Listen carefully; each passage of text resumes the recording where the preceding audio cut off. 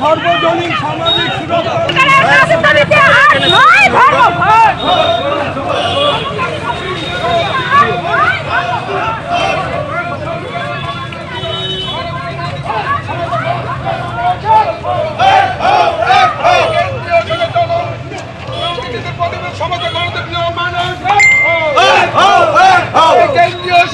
বিরোধীদের প্রতিবাদে সমস্ত গণতন্ত্রীয় মানুষ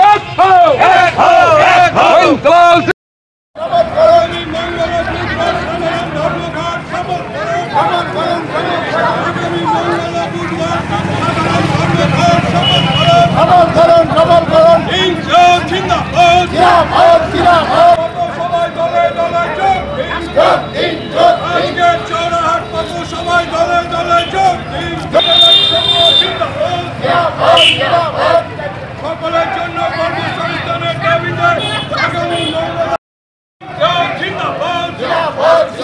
কেন্দ্রীয় ট্রেড ইউনিয়ন ও ফেডারেল সমূহ জিন্দাবাদ।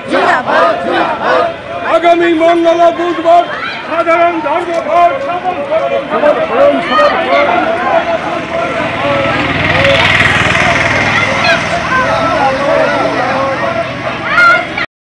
হচ্ছে আগামী 8 এবং 9 জানুয়ারি আগামী মঙ্গলবার বুধবার গোটা দেশব্যাপী মানুষের নিজস্ব দাবি দেওয়া নিয়ে মূল্যবৃদ্ধির বিরুদ্ধে, বেকারির বিরুদ্ধে, একই সঙ্গে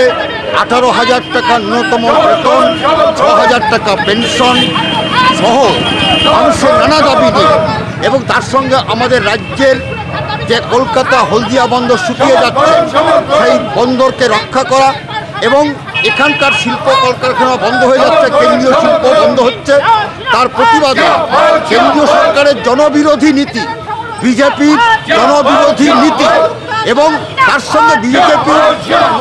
বিভেদের রাস্তা নিয়েছে, তার প্রতিবাদেই আগামী